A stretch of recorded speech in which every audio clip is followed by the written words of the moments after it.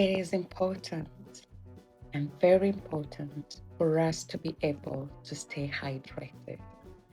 Many times it can seem a little bit complicated and it can seem a little bit confusing for many of us. So today I'm going to highlight something that will be hopefully very simple and straightforward to help us with it. Of course, water, we are more than 80% of a human body is made up of water. And hence we need water basically and hydration to keep various functions around the body happening.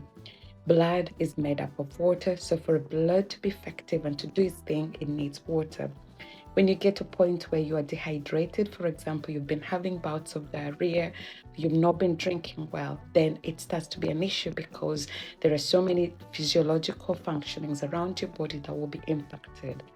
And so today I'm going to highlight a little bit about hydration. If you're here for the first time, my name is Claire. I have the privilege of being the founder of this channel. I'm a registered nutritionist. I love everything about nutrition. And so hence the reason why I do what I do on this channel. Thank you so much for stepping by. If you haven't done so, why not just click on that share, like or subscribe button. It'll go a long way in supporting what you do. Anyway, back to the topic. And so I usually say you do not need to drink water to stay hydrated. Today, I have a few fluids that will help me highlight what I want to talk about. For example, this is a glass of fermented milk or kefir yogurt drink. This can still serve as hydration, even though you have to be careful when it comes to milk, because obviously I'll talk a little bit about calories later on. So you can have 150 ml of that. It will give you your calcium, but it will give you some hydration because over 80% of milk, again, is water. You can also have some tea. This is just black tea.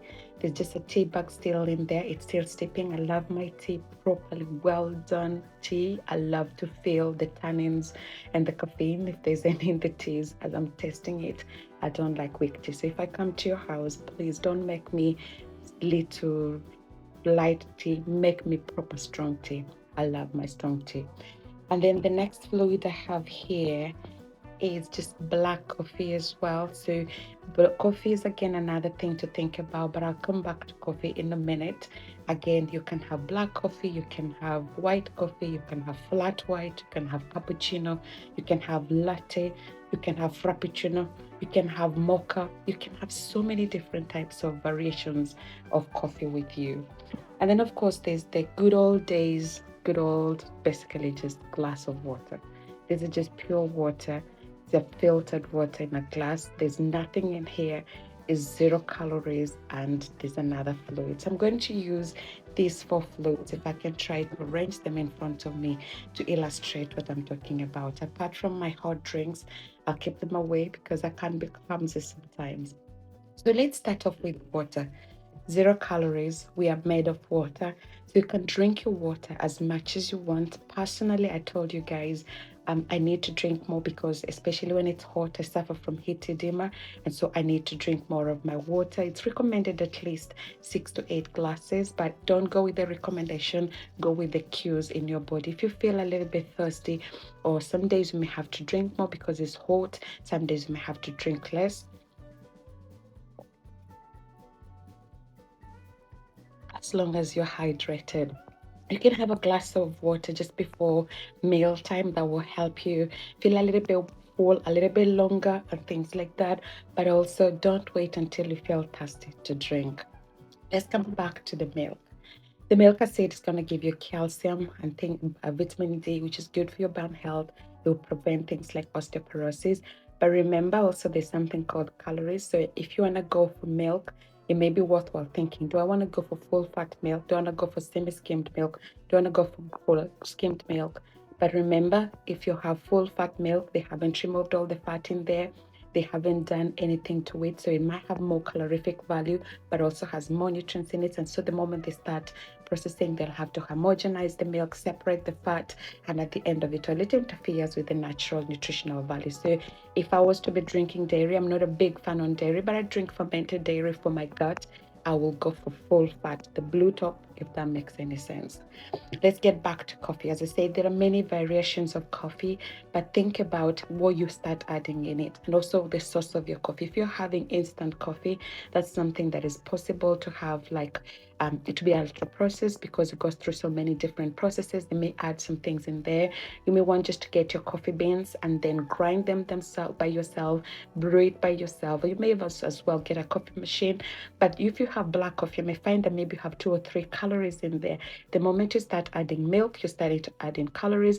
The moment you're going for your cappuccino, you're adding more calories. They have about 230 each plus or minus calories, depending on which milk you have, depending on the size of your coffee.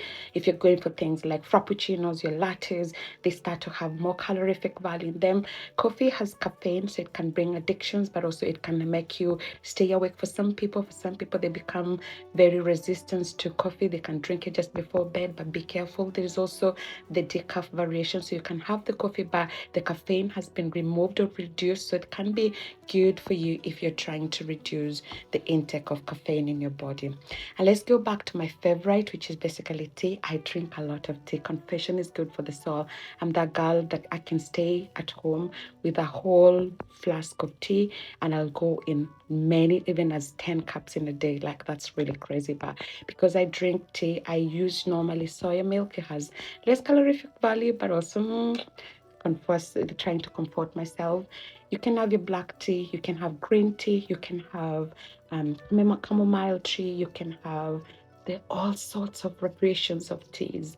And again, going back into have your good old just black English tea, for example, that has less calories. And then once you start adding in things that's hot, if you add in, for example, sugar, that adds more calories as well in the coffee. If you start adding in milk, that adds on the calorific value.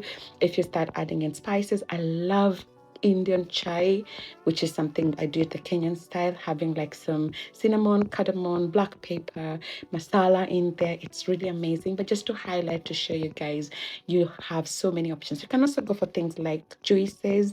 I haven't touched on juices in my house. We don't do juices. I just don't like juices. But you can have juice, again, stay for around 150 mils because of the sugar. Again, if you're juicing, I'm not a big fan because you start reducing some of the fiber, which is good for you. So I just thought today to remind you to say, hey, be hydrated, and you don't necessarily have to drink your water. There are so many different options.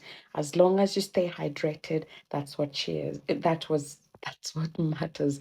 Cheers to you drinking healthily, staying healthy, and empowering your cells to do what they need to do. Have an amazing day full of hydration.